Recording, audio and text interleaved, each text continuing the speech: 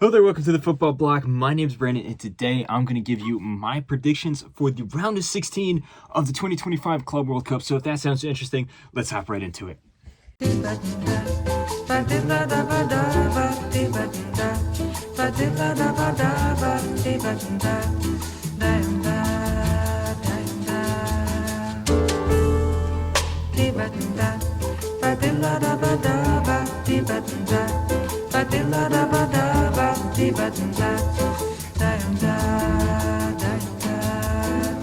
Eu quis amar, mas tive medo e quis salvar. So the round of 16 is finally here. We have 16 teams left in the tournament.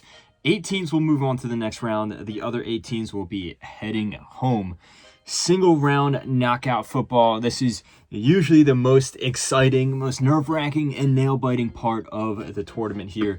We have some very interesting matchups on deck, and I'm going to go look at each of the matches here and then talk about how each team compares against each other, and then, of course, a score prediction for who will go through. So with that out of the way, let's jump right into it because we got a lot to talk about here. First game we're going to look at, we have Palmeiras versus Botafogo.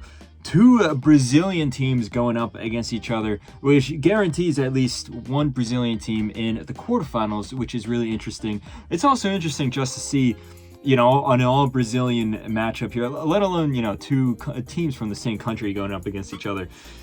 What's also very interesting is that these 2 teams have a very similar style of play, I would say. They're both of them are more defensively minded, which is, if you're not someone that regularly watches South American football, the stereotype would be, Joga Bonito. Brazilians are, playing this expansive, aesthetically pleasing, beautiful, dynamic football. And some of these teams do. I mean, Flamengo is probably a great example, but both Palmeiras and Botafogo tend to be much more pragmatic. And I think that's probably because of the managers that they have.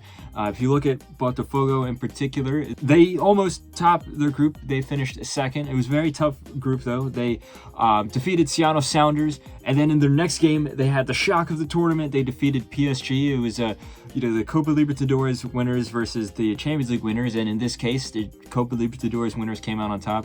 And then they did lose to Atletico in their last game, but it was a game that Atletico absolutely had to win, and by a lot, versus Botafogo. All they had to do was not lose by a lot, and they were able to get the job done here. Igor Jesus has been a phenomenal player, one of the best players of the tournament, incredibly clinical up top, but the whole squad has been pulling their weight. There's a lot of European stars in this team, or guys that have played in Europe and then have since moved back to South America. It's a very well put together team. It's not the most star-studded team, but they're very solid, and the team mentality is very strong. And when you look at Palmeiras, they were in a much easier group. I think they were comfortably the best team in that group, at least on paper. And then the results, for the most part, did reflect that, where they did top their group after tying Porto 0-0 in a game that they really should have won. And then they defeated Al Ahly very professionally. And then in the last game, they had to come back from behind, but they did tie Inter Miami 2-2. That was enough for them to top the group, heading them to this game against Botafogo.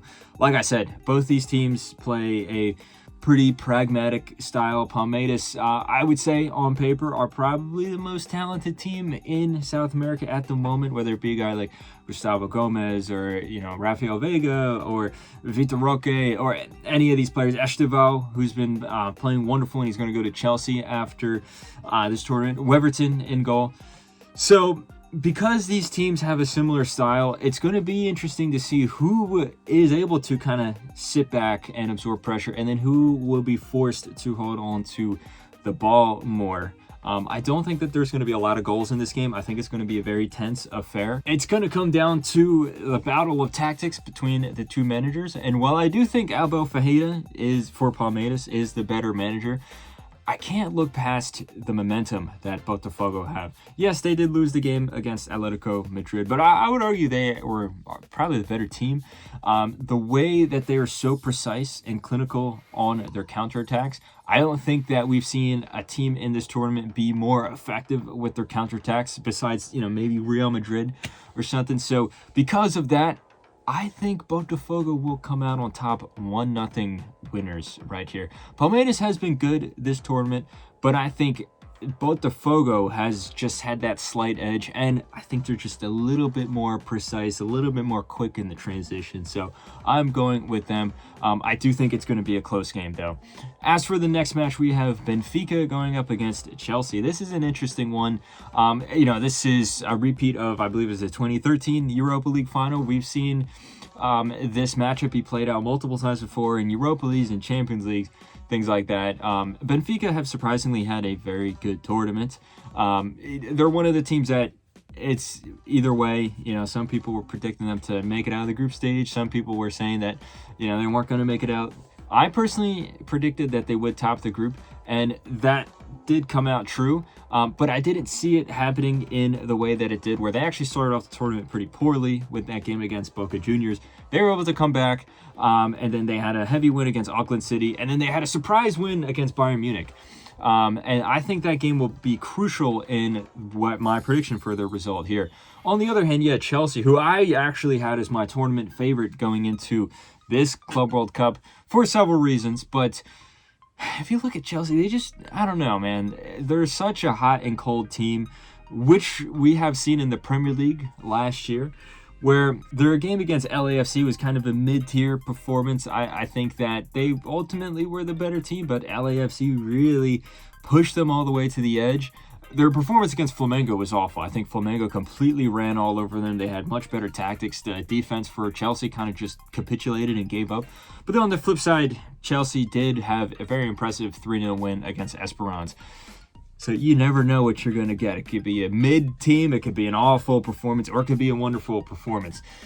Now, because Benfica is coming off of the huge high that they had, coming out on top, overcoming Bayern Munich, I do think that the momentum is on their side. When it comes to tournament football, momentum sometimes it can be make or break. That can be everything there. Also, if you look at the way that they played against Bayern Munich, the way that Nicolas Otamendi has been able to marshal the back line, how effective Angel Di Maria has been as well. I think they obviously are getting better and better with each game here.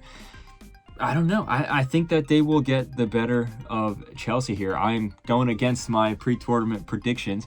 I'm going to say Benfica come out on top. I do think that this is going to be a very close game. I'm going to say 2-1 to Benfica. Then we have the next matchup. We have Inter Milan versus Fluminense, an Italian team versus a Brazilian team here.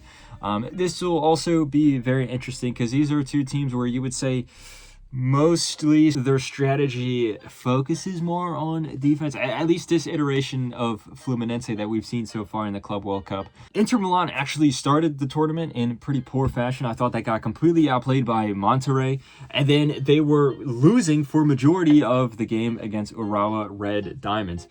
But they were able to make a comeback there, and then their performance against River Plate in the last group stage game was a phenomenal performance.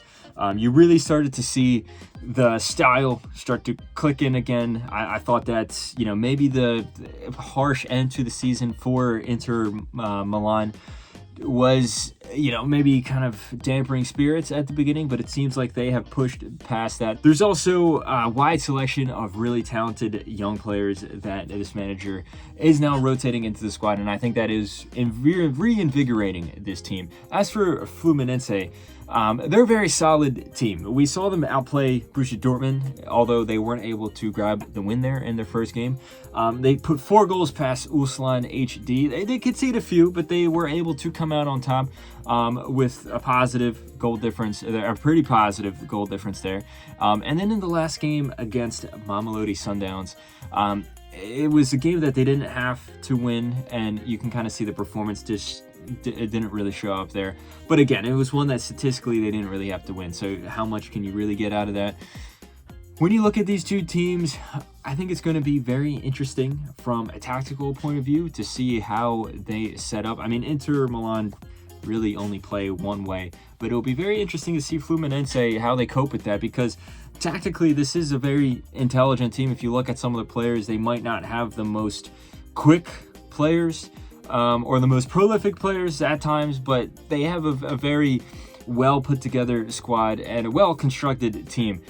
But I think that Inter Milan, coming off that victory against River Plate, I think they finally have their system figured out. We saw how good Aslani and Esposito were. Lautaro Martinez has also been a good player throughout the entirety of the tournament. I do think that it's going to be a little bit too much for Fluminense to handle, but I think it's going to be razor edge thin. I think this is going to go to penalties. I'm going to say 1-1 after regulation time and extra time, and it'll go to penalties. Inter Milan will come out on top due to their goalkeeper Jan Sommer, who is phenomenal on penalties. As for the next game, we have Manchester City going up against Al Hilal. Manchester City going into this tournament have a lot riding on their shoulders.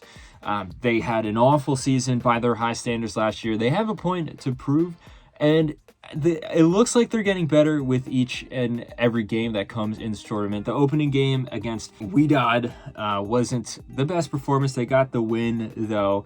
Then they utterly smashed Al Ain in the next game. And then, notably, they completely tore apart Juventus in the next game as well. So they're going into the round of 16 with a lot of momentum on their side. But also, it's a very interesting lineup now where there's a lot of new players into the team. There's a lot of new signings that we've already seen show up at this tournament, whether it be Ryan Cherky or Tijani Reinders. There's a plethora of other players there who are all in amazing form, and I do think that's going to be a little bit too much to handle for Al Hilal.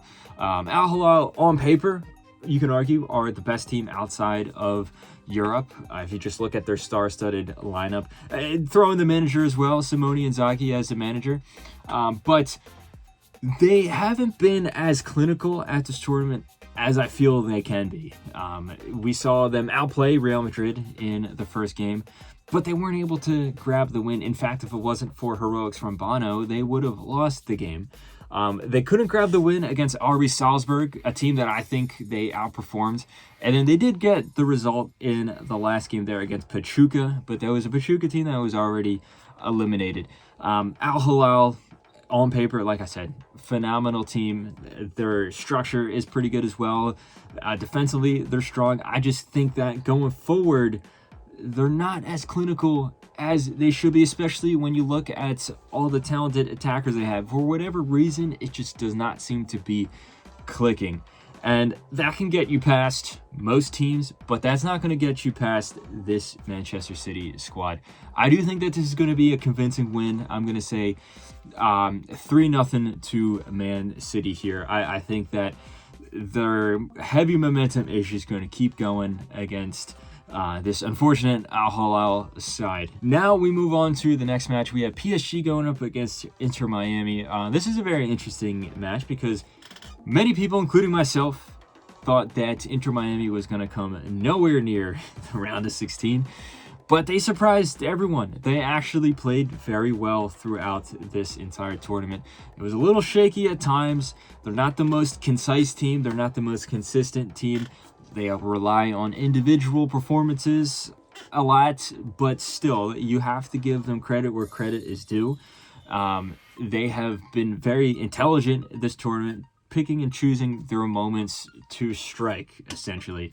I thought that their comeback victory against Porto, in particular, the second half performance was very impressive.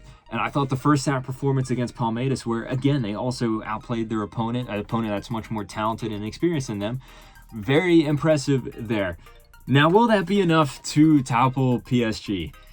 Probably not. PSG, arguably the best team in the world. I'm a Barcelona fan, so I would disagree with that. But obviously, they are the reigning European champions. They just defeated Inter Milan 5-0 in the Champions League final. Will we see a similar result to the other Inter team in this tournament, Inter Miami in this case? I don't think it's going to be a 5-0 drubbing like that. But if you just look at the firepower that PSG have, whether it be Kvaratskhelia or Desiree Doué or Bradley Barcola, or the industrious midfield and creative midfield that is Fabian Ruiz, Vitinha, and Joao Neves. This is an extremely star-studded team. Lucho Enrique has put together a very effective and exciting team to watch. I think that there is only one winner here. Now, I don't think Inter Miami is going to roll over and be a pushover or anything like that. But I do think that they're hitting a ceiling here. There's a clear gap between the two teams. That being said, PSG did drop the ball against Botafogo. They were shocked there. That's a group stage game, though. Here, there's a lot less room for error. So, while it is possible, anything's possible in this sport, I do think that PSG are going to come out convincing winners. I'm going to say 3-1. And bonus prediction, I think Lionel Messi is going to score. In particular, I think he's going to score a free kick against his former team, actually. Next up, we have Flamengo versus Bayern Munich. Very, very interesting matchup as well. These are the types of matchups that make this tournament so fascinating to watch. Two teams that rarely you never see them go up against each other, at least in an official game. This is just really cool to see. Bayern Munich, I think after the first two games, were the clear tournament favorite. The way that they obliterated Auckland City 10-0, and then they overcame a very feisty and very passionate Boca Juniors side 2-1.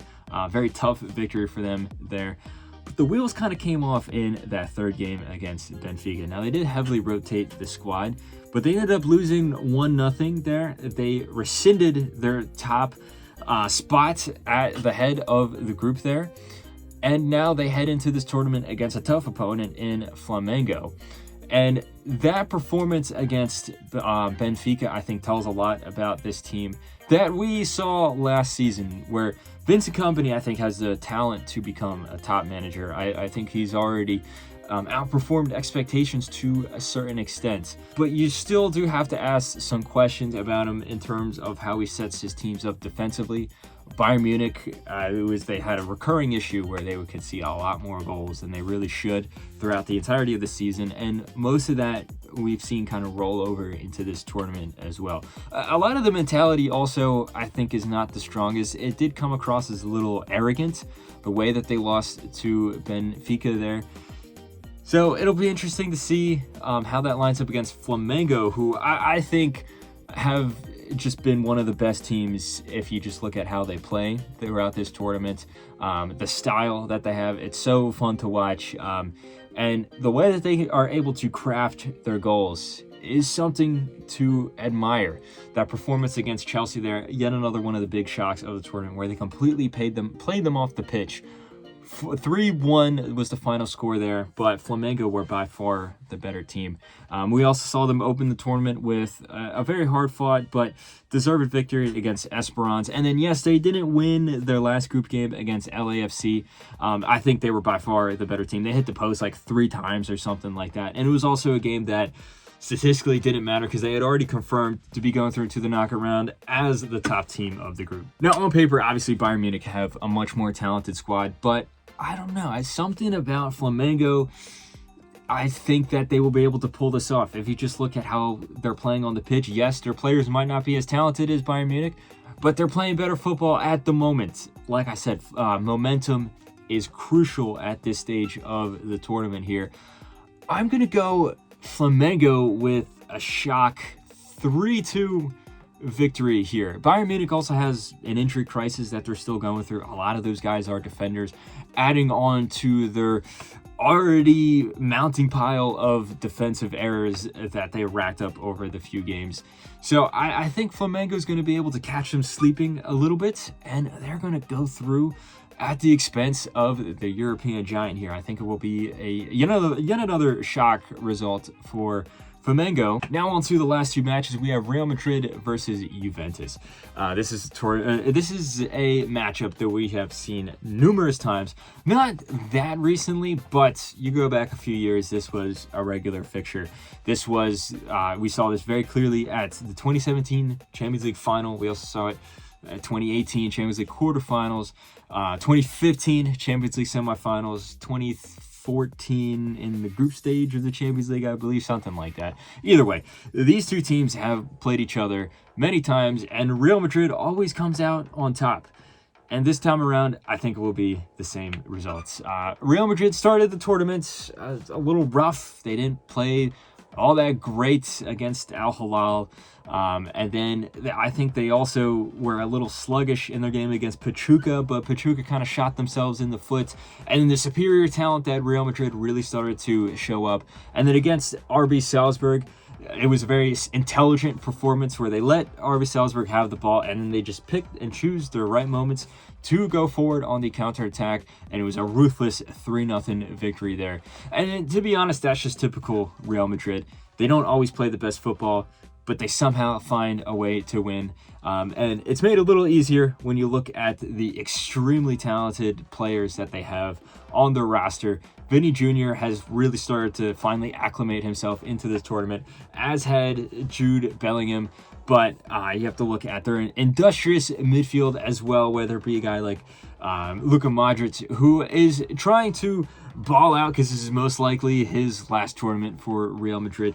Federico Valverde as well. And then also some of the newer guys like Arda Güler and Gonzalo Garcia have had really good tournaments so far. As for the team, they're facing Juventus. It's been a strange one for Juventus. You would have to say that they had a relatively easy group besides Manchester City, and Juventus got the job done. They wiped the floor with Al Ain, a phenomenal performance there in the first game, and it was a similarly good performance, although not as heavy in terms of the goal difference there against Wydad in the second game there, confirming their role or their spot in the round of 16. It was just then a matter of who would win between Man City and Juve in the last game to see who would top the group. And Juventus just completely capitulated against Manchester City. It ended up being a 5-2 drubbing there. Shipping 5 goals to Man City in the group stage there is not a good look. And I think that's going to actually, I think it has ruined the mentality and the confidence of these players going forward. As a result, I do think Real Madrid is going to come out on top. Pretty comfortable winners. Unfortunate for Juventus fans, but that's always the case whenever they go up against Real Madrid. I'm going to say 2-0 to Real Madrid, but a very convincing and dominant 2-0 victory there. Perhaps if Juve was able to handle that game against Man City better. I mean, I'm not even saying that they needed to come out with a win, but just avoid a loss by conceding 5 goals. I think they would be in a much better position here. But that also speaks to some of the larger issues with Juventus here. I mean, their manager right now, Igor Tudor, has done a good job, but at the end of the day, he was signed initially as just an interim manager. I think there's a lot of young and inexperienced players in this team as well. So as a result, I think there's only one winner here, and that is Real Madrid. As for the very last game that we are going to focus on, we have Borussia Dortmund versus Monterrey, European team versus yet another North American team. Dortmund, on the one hand, has fallen below expectations in my opinion. Yes, they did top the group, but none of their performances were particularly impressive. Monterrey, on the other hand, is a team that is severely punching above their weight, and they are far exceeding expectations. They came off with an impressive 1-1 draw against Inter Milan, a game that I think that they should have won. Very admirable performance from Monterrey there. Yes, they weren't able to grab the win over River Plate, and I think River Plate outplayed them, but they still were able to avoid a loss there, which set up a very important game against Urawa Red Diamonds. And this was a performance, I think one of the best performances, if not the best individual performance for any team at this Club World Cup, all things considered. Not only did Monterrey win 4-0, but almost all the goals were beautiful goals, whether it be a piece of individual brilliance or a great teamwork goal. Almost all the goals, with the exception of maybe the 4th goal, were phenomenal. And the momentum here is absolutely crazy. Compare that to Borussia Dortmund. They got outplayed by Fluminense. They did avoid a win, but they got outplayed in the first game. It got really dicey against Mamelodi Sundowns. Ended up being a 4-3 result there. Now, I don't think, in all fairness, I don't think there was a moment that it felt that Mamelodi Sundowns would ever be able to pull off a comeback. But still, the fact that they were able to, score 3 goals and then keep the goal deficit to just 1, it's pretty concerning from a Dortmund point of view. And then their last game against Ulsan HD, standard win there from Borussia Dortmund, nothing special. There are some concerns with this team. They have conceded a lot of goals. They have conceded a lot of chances, but you almost kind of expect that with Dortmund. Now, the payoff is that they end up scoring a bunch of goals, more goals in the other end of the pitch, but we haven't seen that really in this tournament here. So taking that into consideration, I really do think that there's going to be another shock here. I'm predicting several big shocks in this stage of the tournament. I think Monterrey is going to come out on top. I'm going to say 2-0 victors, the Mexican side here. So that has been my predictions for the 2025 Club World Cup round of 16. I'm saying that Botafogo, Benfica, Inter Milan, Manchester City, PSG, Flamengo, Real Madrid, and Monterrey are all the teams heading to the quarterfinals. Do you agree? Do you disagree? I mean, I've dropped some really hot takes here. I've predicted some spectacular results. Who knows if they're all going to come true? Most likely not. There's a good chance that I could get every single one of these wrong. That has happened before. But let me know all your thoughts in the comment section below. Let me know who you think's going into the next round. And also, what do you think is the game that's most likely to have an upset here? Type all your thoughts in the comment section below. Don't forget to like and subscribe. Share this video with a friend. Follow Football Bloc on social media. But anyway, guys, my name is Brandon. This has been the Football Bloc, and I hope you have a nice rest of your nights. Ba-da-ba-da-ba,